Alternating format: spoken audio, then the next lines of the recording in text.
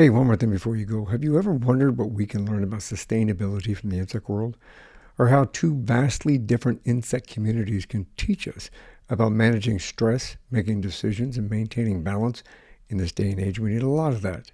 In this episode, a sustainability expert and I explore how honeybees and desert locust communities manage stress, allocate work, make decisions, communicate, and maintain balance.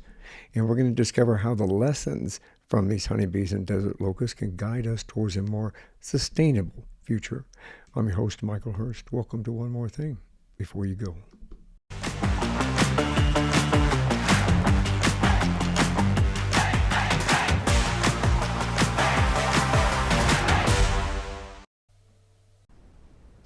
My guest is David Auge. He's an author and a sustainability expert. He has dedicated decades to uncovering the most effective way to communicate the concept of sustainability, something we need in this day and age.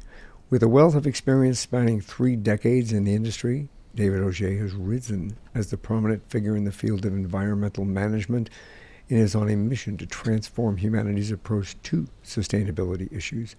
As a certified sustainable development professional, energy manager, and a hazardous material manager, he speaks at businesses and environmental conferences and has invested numerous hours of practice and research into the best way to communicate that sustainability.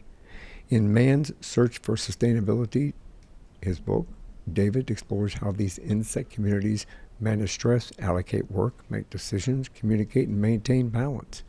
Honeybees exemplify order, discipline, and debate and group effort, while desert locusts thrive on growth, opportunity, and chaos and individual effort. We're going to examine these extremes. David challenged us to rethink our approaches to sustainability and inspires us to find new ways to balance our future decisions. Welcome to the show, David. Well, thank you very much, Michael. I appreciate your having me here. You know, it is what an opportunity we have to inspire, motivate, and educate some people in regard to sustainability and how we can communicate that through Mother Nature, technically. hmm Yeah, it opens up the door to seeing this thing from a more holistic perspective as opposed to just a quick how do we fix our energy needs or our water needs or our a concern of Yeah, the environment and the air. yeah, it is. I think that, and especially as we progress through and how the climate's changing, the world is changing. You know, so many things are being affected by environmental issues across the world, not just here in the United States. I think it's important for us to understand that there are solutions like this that actually we have to pay attention to because, and we'll talk about this here in a little bit, but you know, I know that the honeybee community is not thriving as it used to be, and there are some issues within that. But again, we'll talk about that in a little bit. I like to start at the beginning. May I ask a little bit, where'd you grow up? Well, I grew up in Denver, Colorado.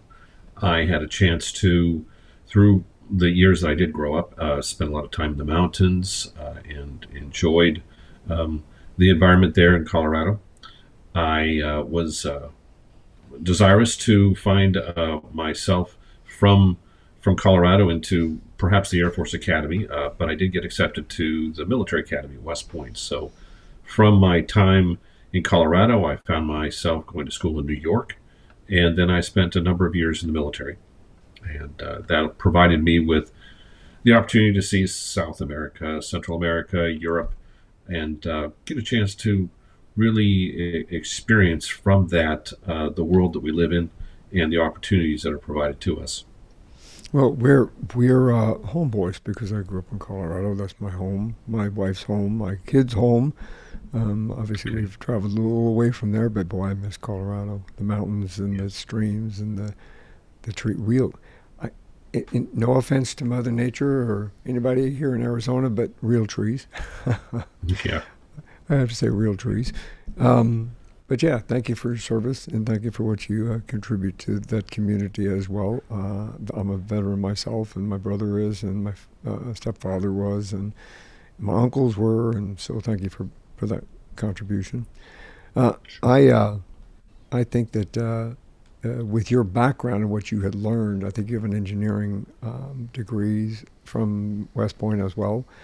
I think that did that help you have a better understanding of sustainability and how you approach this? What got you interested in sustainability in the aspect of honeybees and locusts? Because they seem to me they are two separate type of insect, aren't they? They definitely are. There's a contrast that they put on the table that is really um, to the extremes of the way most people believe we have to approach the situation that we're currently in. A very centralized and organized effort, like the honeybee provides us, or the more chaotic approach, but the very successful approach that the desert locust approaches it. Now, the two contrasts, though, on the spectrum of things, usually make one the answer and the other one the problem. The answer being, why can't we be more like a honeybee and have our community more like what we have in the hive, and make sure that what we see in the desert locust, this um, desire to just consume everything in sight and just only continue until everything's gone, as the bad guy. But there's something to be learned from both of those. And it's the contrast of learning from both of those that I hope to bring to this conversation about sustainability. Well, can you help us understand? I know there's differences, as you mentioned. We look in, as far back as even from a religious perspective, they talk about one of um, uh, the great travesties in during our time period in humankind was locust that came through and then wiped everything out.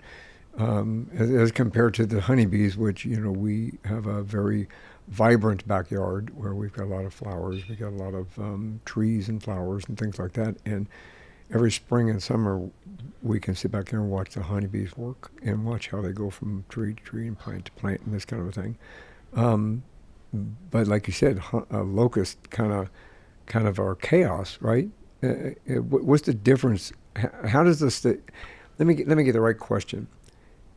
Can you explain like the main differences between sustainability in relation to both of those? Because you have one, in my opinion, which you're going to help us understand, one that I see growth, if in not understanding the community that you're talking about at the moment, but we will, compared to locusts, which are chaos.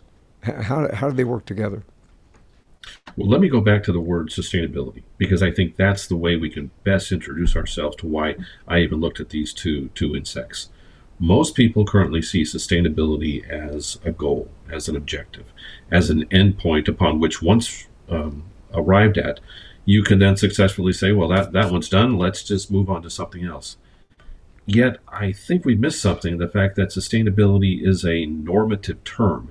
It's a term used to describe as almost as an adjective something that is better than something else. The word sustainable would be a sustainable community, or sustainable foods, or sustainable transport. Because it's normative, we need to understand it in that regard, and not just a good or a bad or right or wrong or this or that, but as a transformation of a journey upon which we will all find ourselves moving.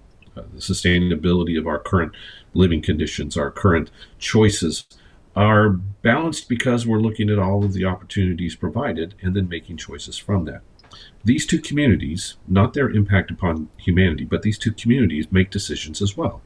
So you're trying to look at life from inside the hive, inside the community of a bee. A hive, of course, is between 20 to 50,000 insects and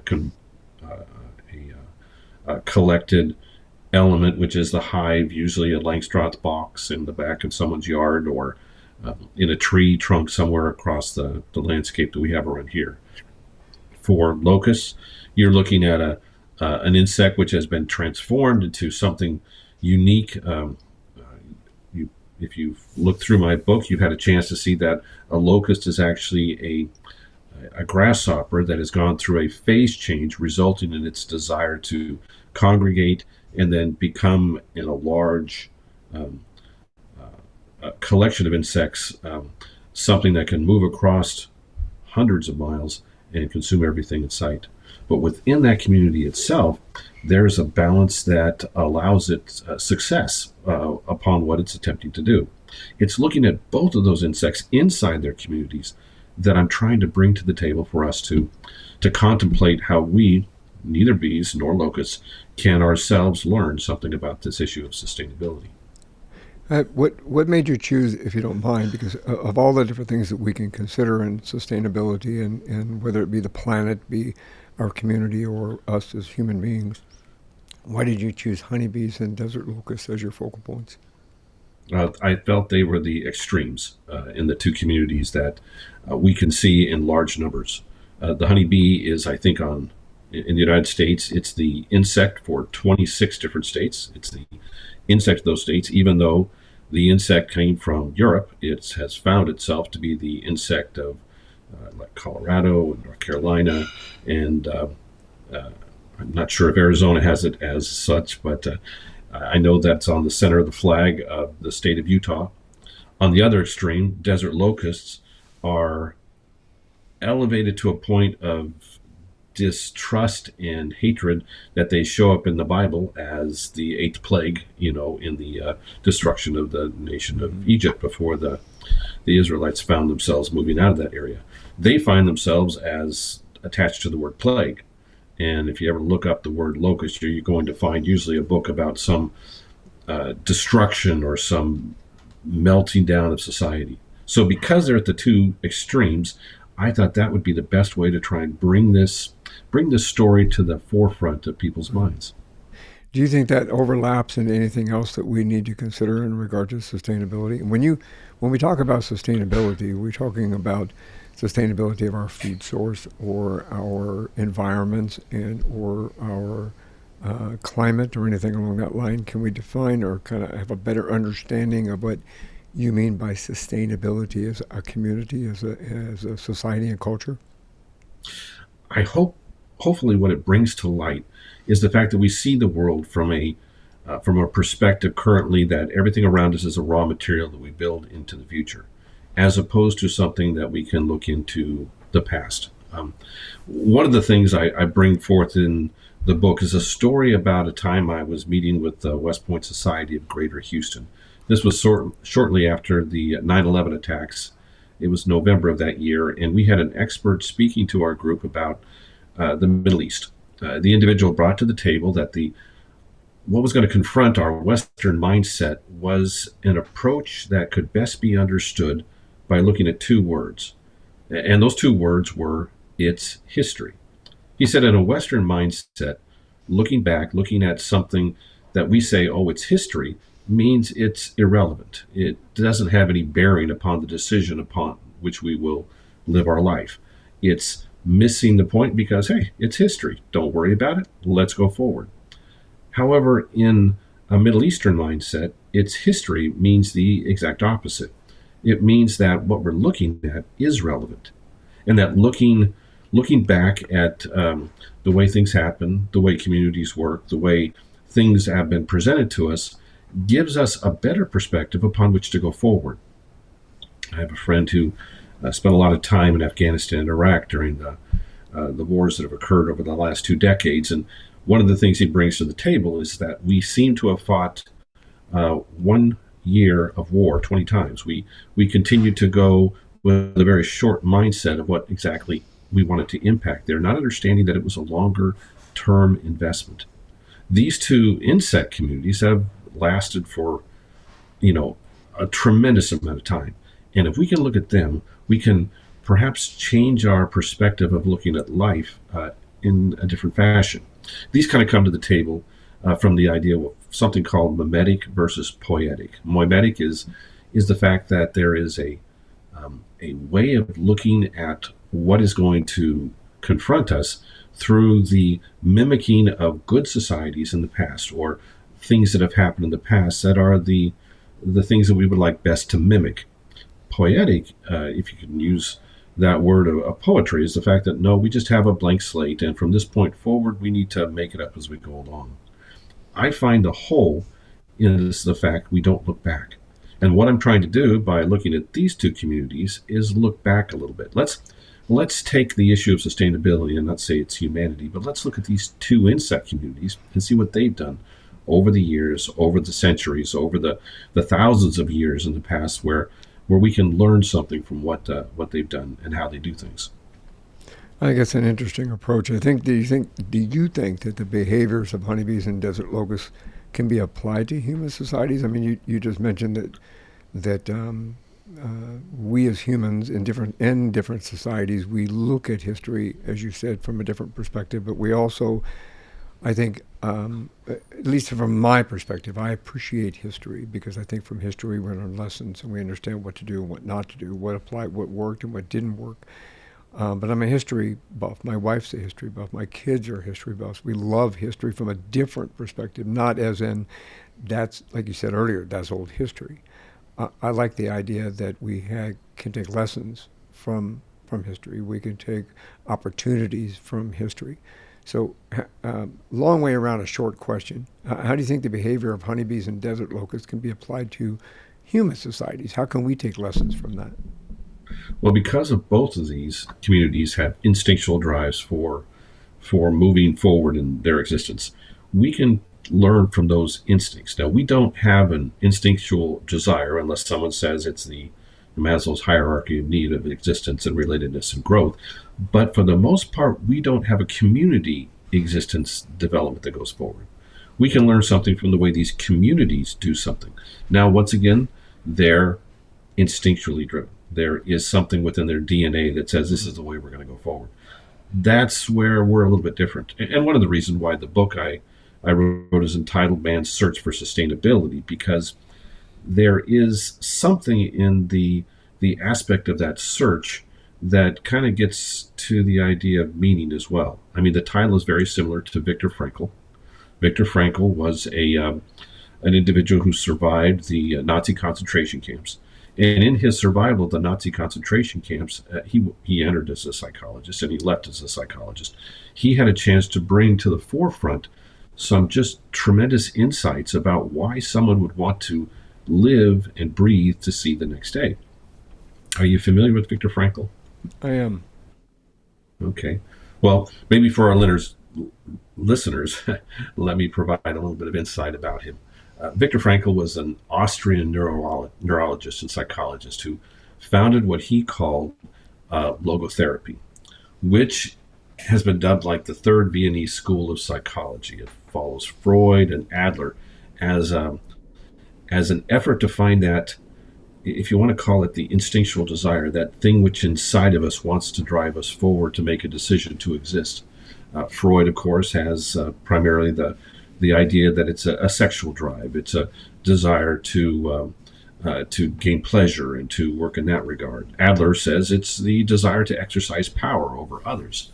But logotherapy, and what Frankl brings to the table, believes that it's a desire to find purpose. Now, Frankl was able to bring his insights to bear because of his experiences at different concentration camps. Theresienstadt, Auschwitz, Kaufering, Turkenheim. He had lost his father at the Terezin ghetto, his brother and mother at Auschwitz, his wife at Bergen-Belsen, his sister at Stella was able to escape. But what he was able to find through these experiences and through the work in the different hospitals that were associated with the concentration camp, that there was a drive within the individual to see the next day. He listed as one of three things: a desire to produce something, the desire to be with someone, or the desire to find a purpose of why, in a larger frame, why we are even here and doing what we're doing. It's that searching of sustainability, knowing that it's a normative term, that also has a search for meaning. You want to sustain that which you believe has merit, has a benefit to you and society going forward. And Viktor Frankl, in Man's Search for Meaning, kind of brings that to the forefront in his effort to communicate how these come together. Now, I'm kind of taking it back. I was not in a concentration camp, but I do have a chance to look at two communities that make decisions themselves, the insects that I mentioned, and see what they can bring to the table. One of the things that we talked about, or we mentioned, was that the honeybee is something that might be in some degree not as prominent as it was in the past. But there are some things that require man's input so that it'll stay that way. We want the honeybee to exist because it pollinates, because it provides honey, because it provides a part of our economic input. In so doing, we make somewhat of a fragile society in the honeybee. In some ways, ourselves, when we start to create a certain effort where the order or the discipline or those things are there, there's a fragility to that community that we need to be aware of. And that's one of the things I bring forth in the book, is that fragility is something that perhaps we could learn from. Um, there's a drive on the other side from what we have with locusts. There is a lack of fragility there. There's actually a toughness where, like you mentioned, they grow from stress. Stress actually brings out the strength of the entire community, making the numbers increase, making their efforts to search for the center and to move forward even more elaborate than we can handle as a national level. One of the things that's on the table is the fact that to handle a locust swarm, it takes the United Nations efforts to do so, because they cross international boundaries, because they cross seas, because they find themselves in the explosion of their effort to move forward. There's something we can gain from that, knowing that exists within society, actually, within nature. Well, I think it's kind of a balance. I mean, within themselves, because obviously we need growth, we need opportunity, and I almost say we really need chaos from that perspective. But chaos also, there are things that come out of chaos that allow us to grow and learn as human being and as society itself. Um, Mm-hmm. I know we mentioned earlier, or at least at the beginning of the conversation, how do honeybees manage, how do they help us manage stress and maintain order compared to that chaos that the locust brings? There's a strong hierarchy within the hive. The hive has just one insect, the queen, who actually can reproduce and provide through that community the next generation. Through that hierarchy, you've got a bunch of sterile females, the workers, and you have drones, a very small percent, less than 1%.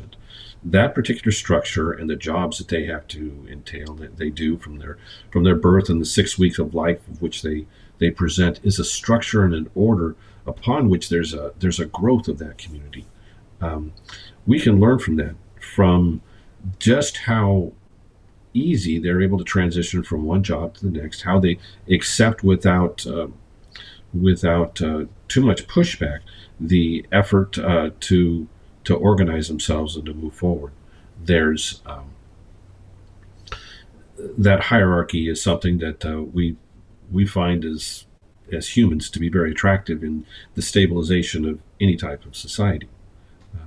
And I find that too also something that is one of the reasons why they put insects throughout the United States as the insect of that state, or on state flags, or in different type of emblems around the United States.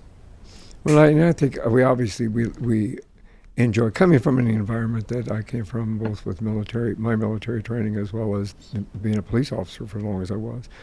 You know, structure and hierarchy from that perspective, and I could see how it worked and how it thrived, and how you had to have that hierarchy. You had to have the police officers, and then you had the corporals, and then the sergeants, and then the commanders, captains, lieutenants, commanders, captains, et cetera, et cetera. It allowed me as an individual to have a structure within my life that I brought home as well, so that we had that understanding of the structure and how we as a family unit worked, which again shows how community works as well. And I think we see that in the fact that we've got a city government, a county government, a state government, and a federal government, and things like this. Um, on the opposite end of that, in mentioning earlier, you mentioned about locust exemplifies growth and opportunities. Um, on the opposite end of that, how do we learn from the locust side of it? Because obviously we've seen them with catastrophic damage across the world in what they do. How do we learn from that? Well, we learned that there is an effort in the locust to search for the center. It's one of the ways that I mentioned their search for opportunity. The locusts will march in a what appears to be a uniform fashion, but they'll also fly in a uniform fashion, always seeking the center upon which to exploit. And that exploitation of the center allows them as a mass to move forward and successfully do what they want to do, which is of course consume everything in the countryside and reproduce. That though may appear detrimental to us as humans, but to them as a society, it brings things forward. Let me bring an analogy to our own aspects of the country that we live in, the United States. Alex de Tocqueville wrote a book called Democracy in America back in the 1830s. And in chapter 5 of that book, he brings to the table the fact that the stability that he sees in the small community, the townships in France and in Germany and in England, have a strength of order. He says if you went to look at the financial records of these small towns in any of those three countries, you would find that they knew exactly what they had paid to the penny. They were orderly. The police and the structure of the systems that were in those countries, France, Germany, and England, seemed to be able to, at the time of the 1830s, repel any type of frustration or disorder. In contrast, of course, he's in the United States at this time, Alex de Tocqueville. He found that the ability of any town within the United States to come to the conclusion of where all the money they collected actually went was almost impossible. He saw a chaos in the efforts of that order, but he also saw a spirit within the township that we had here in the United States that just marveled him. He saw an effort from the individual citizen within our country to take upon himself the opportunity of growth that didn't exist in France or in England or in Germany. That we had something that was going to take the community further down the road than what he thought could ever happen there. And that it was the disorder, the opportunity to take advantage individually as opposed to being wait to be told what to do by some hierarchy that was going to allow America and our understanding of democracy and its exercise to be successful compared to what he saw in Europe. That would be an example of the honeybee, once again, what he saw in Europe, versus the locust, what he saw here in the United States. It also kind of reminds me a little bit about maybe the Roman Empire and how they expanded and grew the way they grew and kind of made their way across Europe, and Attila the Hun, in those kind of individuals. Can I relate that to the same principle? I don't know completely because perhaps to a certain degree, de Tocqueville brought it to the surface because he saw this lack of a hierarchy. There weren't earls, there weren't dukes, there wasn't the aristocracy in place in order to be exercising authority in the United States for these positions. He brings to light, especially the justice of the peace. The justice of the peace in England was primarily a person who was a squire or an earl who had a title, and was given that from father to son to the next generation, based upon their title and their position. In the United States, that didn't exist, and because of that, there was an exercise of a justice of the peace. And at that time, he mentions it's neither a judge nor a police officer, but there was an interim position upon which that person, though only a citizen, exercised a certain amount of control over the chaos that he saw of American society that was moving forward in I'd say a controlled environment, but he seems to think in a positive, growing environment. That's interesting. I'd like to explore that. Aside from this conversation, I think I would like to explore that a little bit more myself. I find that pretty interesting, the way that that's all implemented and kind of integrates. Earlier you mentioned, and I'm trying to remember back a little bit here. Earlier you had mentioned that like locusts, they all kind of fly in a group. Honeybees are kind of they have a community within themselves. I've watched the honeybees here because like I told you, we watch them in the backyard all the time. They come back there. In fact, they even have a relationship. We've got a We kind of have an open area where we have huge doors that go outside. You can't see my hands moving. We have huge doors that, we open up, and it's kind of a, walk in and out. It goes right out to the back patio and everything. And we have those bees they don't bother us, because we respect them. They respect us, for example.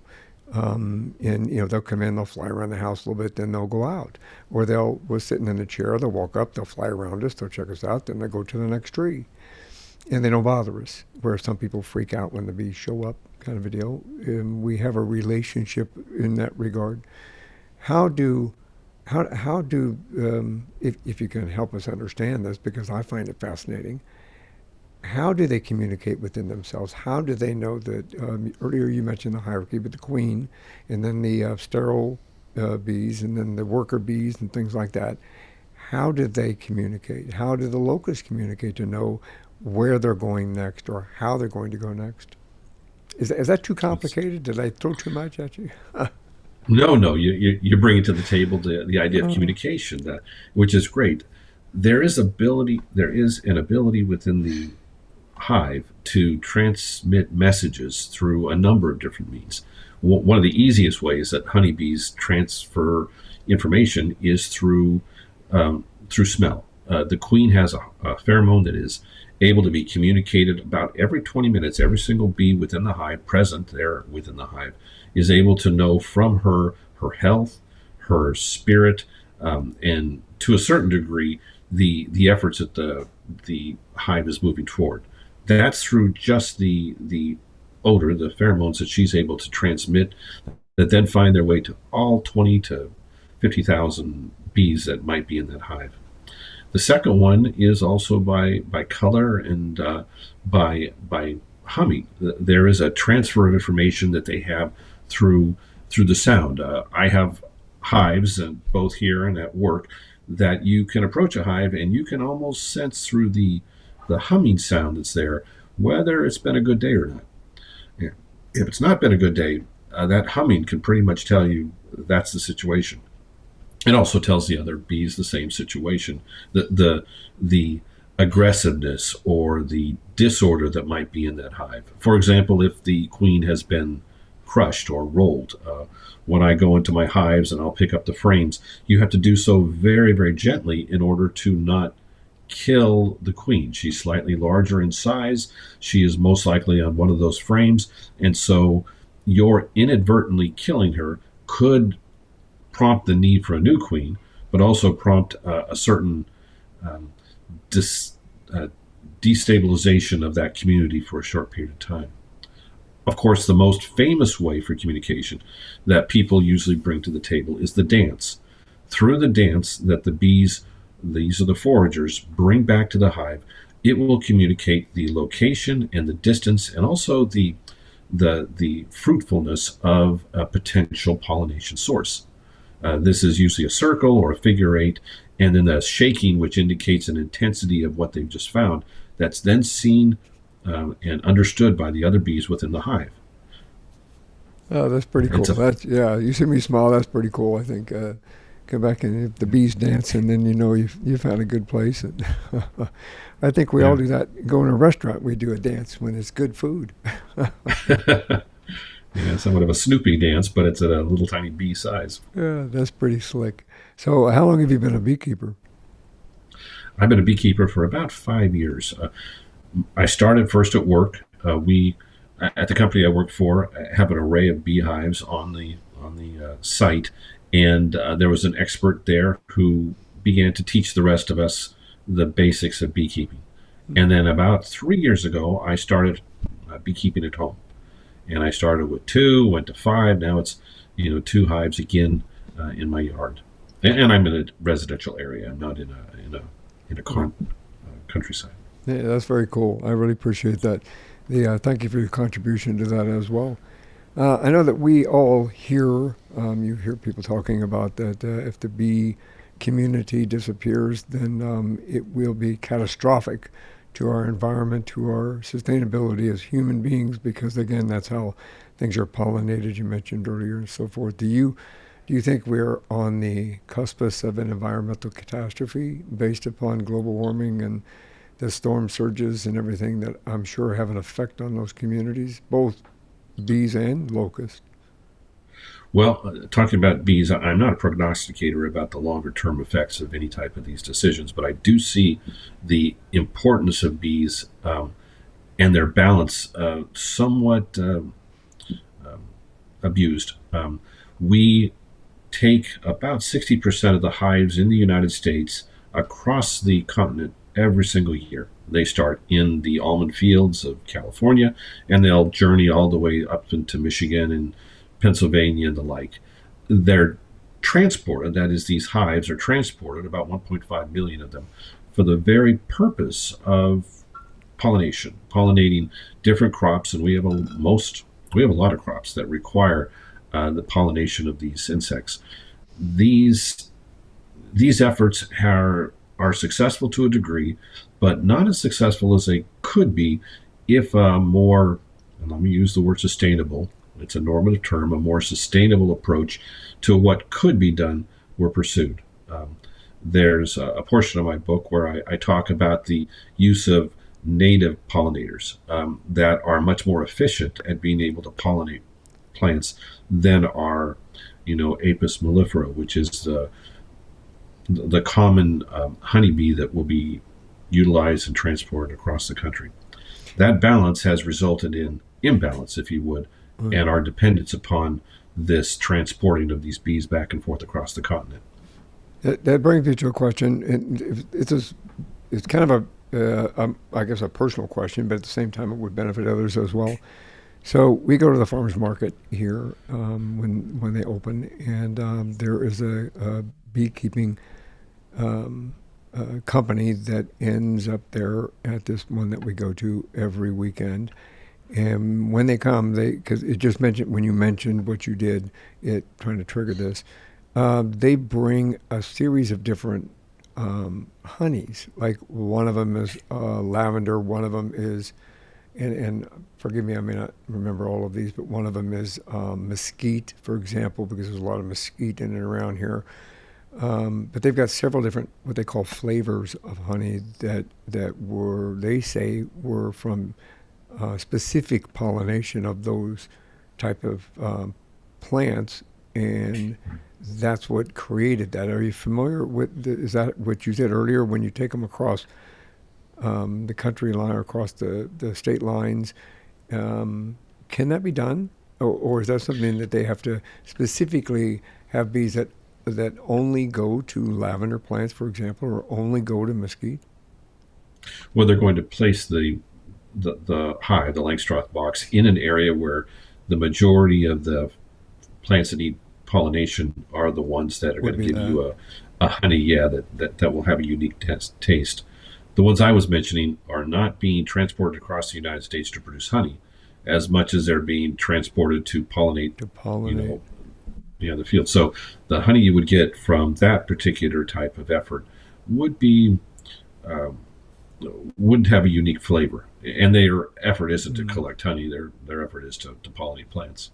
From that perspective. But you're right.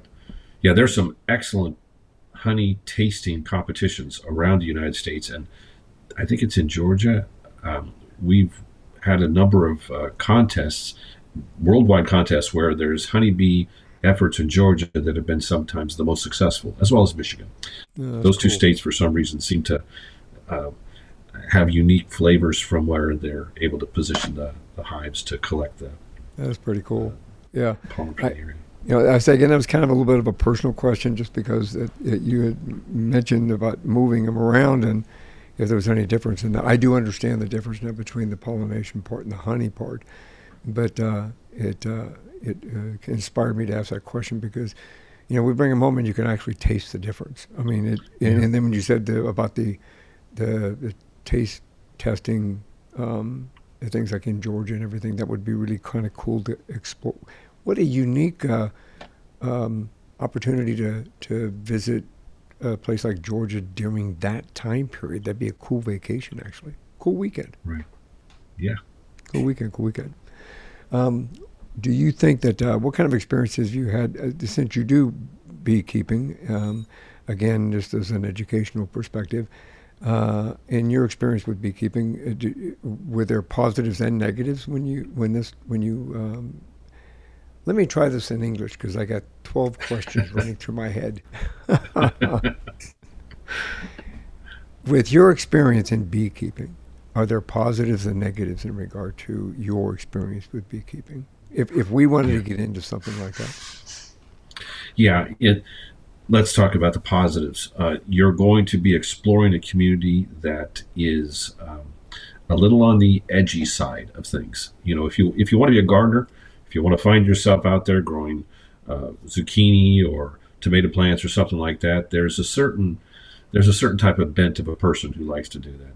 A person who wants to be a beekeeper, and those that pursue that are a little bit more, I use the word edgy. They're a little bit more of a risk taker because you're going to be dealing with something that produces a crop, that is honey, that also doesn't want you to take it from them. So as you're going to be in that environment, their stings are possible, and you're going to find yourself perhaps a little uncomfortable every now and then.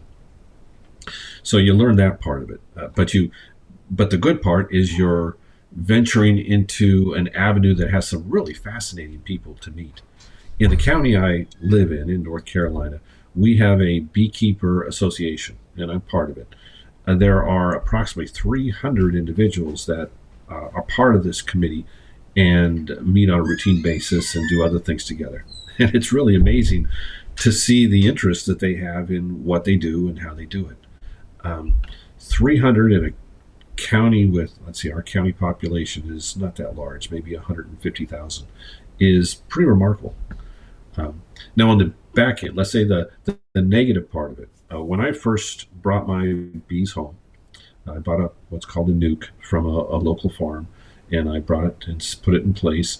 I started to interact as best I could with that, and I wasn't properly gowned, especially around my ankles.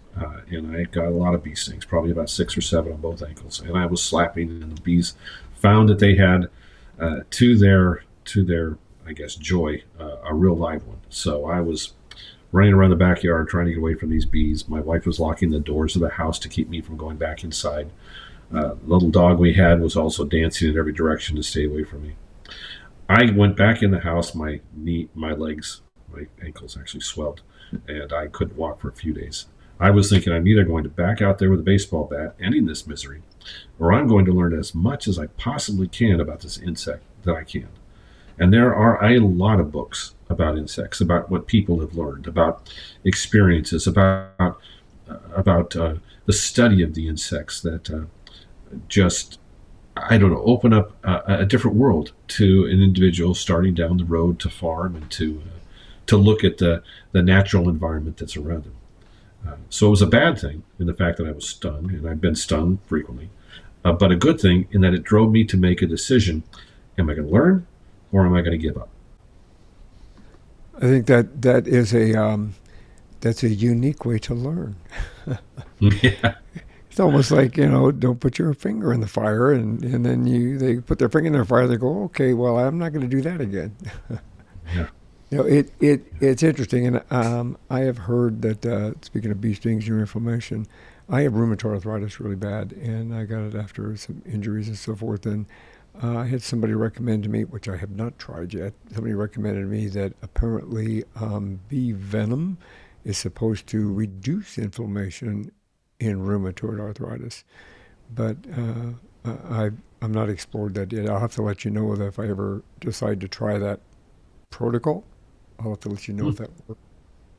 Yeah, I'd like to find out if it does. Yeah, considering the opposite is the swelling like you had. So I'm not sure how that would actually work, but I was tempted. I was very, very tempted, but interesting. And from Colorado, since we're homeboys back there, I know in your book you mentioned Rocky Mountain locust. Yeah. What's a Rocky Mountain locust? That's a good question. The Rocky Mountain locusts are the largest locust swarm that have ever existed on planet Earth. They are now extinct, but the Rocky Mountain locusts were brought to the attention of of at least the people of the United States back in the 1860s and 70s because of its detrimental effect on the middle portion of our country. Uh, Nebraska, Iowa, Missouri, those particular states had been devastated and were devastated in the 1870s and 1880s, especially when the farmers started to move in great numbers and started to be successful in that area because of that. Okay, let me give you some background about the Rocky Mountain locust. Let me give you background on locusts. There's about 10 particular grasshoppers that can transform into a locust. There was a guy named Boris Yuverev, who was a Russian entomologist, who found that these locusts, which most people prior to 1920 believed just came out of the soil some day and decided to devastate everything in sight, he was the one who said, no, this isn't the case. These things just don't appear out of nowhere. They appear to have some connection to a grasshopper. That grasshopper, placed into an environmentally stressful situation, will find themselves transforming their color, their brain size, even the strength of their legs and their ability to operate differently.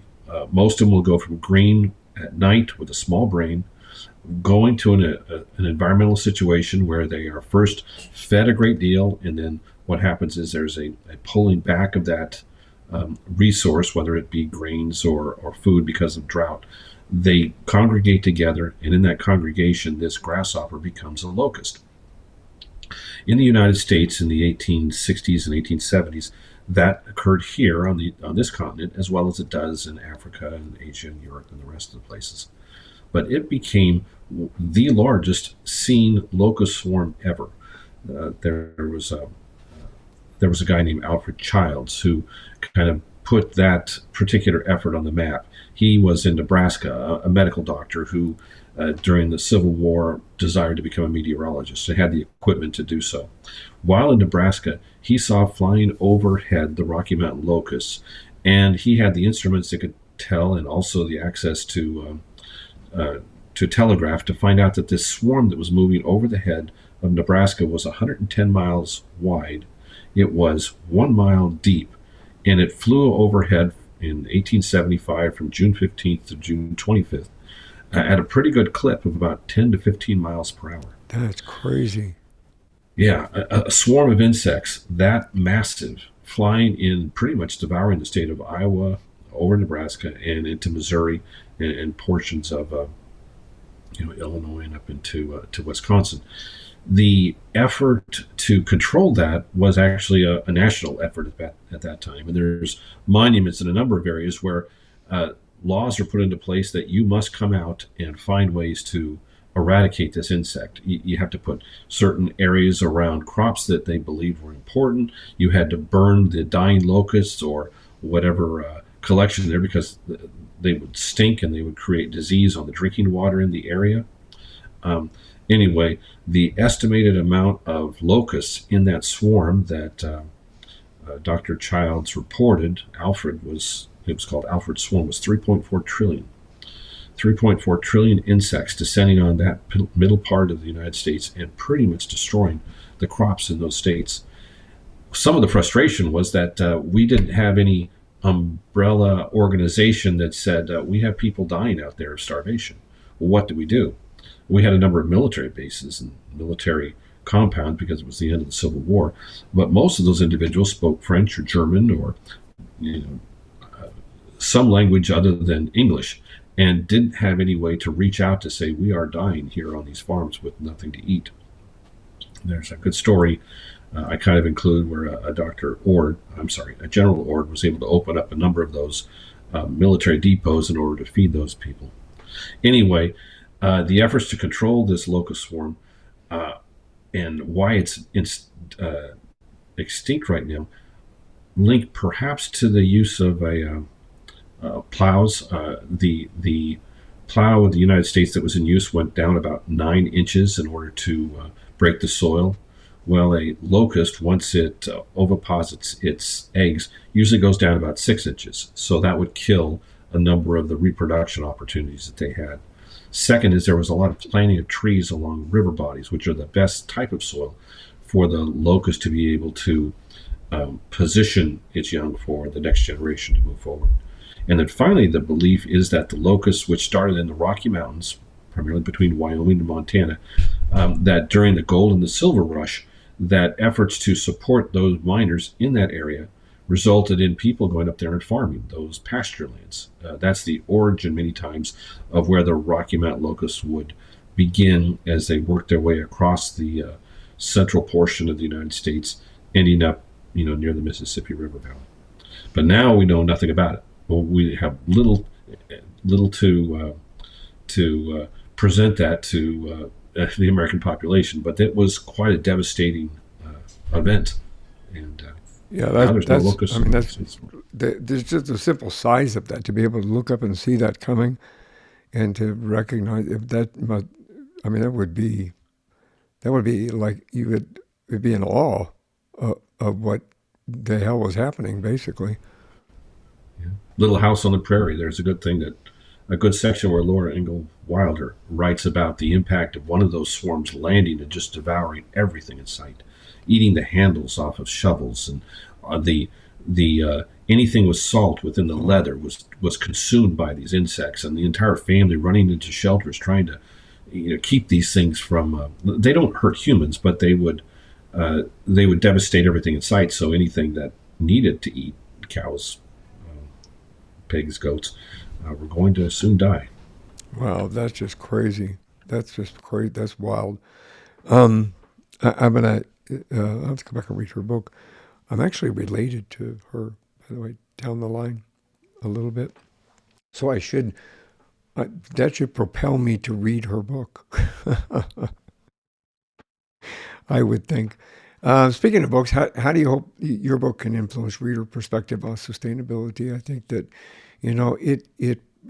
it presents an opportunity for us to be able to learn what and how this works in what influence that we can do to help sustain them, both sides of those insects, because obviously we need both of them. How do you hope that your book will influence readers?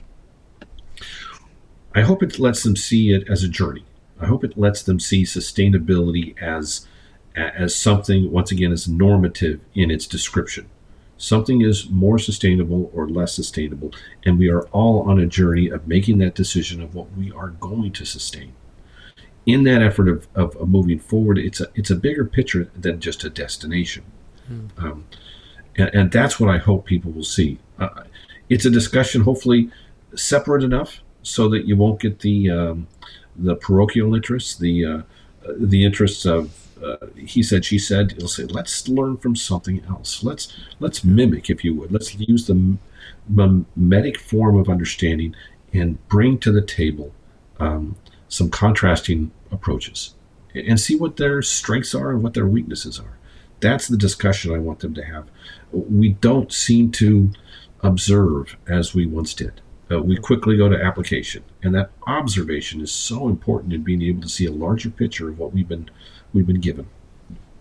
I agree with that. I think it's a wonderful opportunity for people. I grew up in an environment. I have a lot of friends that are Native American, and I've been educated through some wisdom that has been passed down through generations in regard to our ability to connect with Mother Nature, sort of in humanity from that perspective, and taking the time to observe and to watch and to listen to Mother Nature. And I say Mother Nature because I include the insects and the birds and the bees and the animals and the trees and the plants and the bushes is all part of Mother Nature. And taking those lessons in just observing and watching and listening and seeing what we can take from that to help us all survive. Because I think it's an effort that we need to do to sustain our community, our world, our environment, our ability to continue to grow and not fade away into oblivion,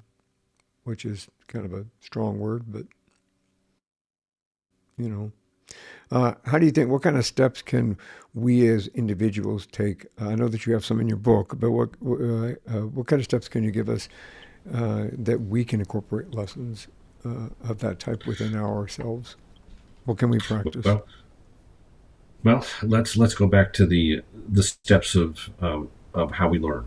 Many people understand that you first observe something, you study it to a great deal, so that you can, from what you study, observe a general rule, if you would, that can be brought to the table. From there, you interpret what that general rule might have as an impact upon human decisions on what we're going to do and why we're going to do it. And then we apply it. Then we take what we've learned there and we apply it to the efforts on the table. Observe, interpret, and apply.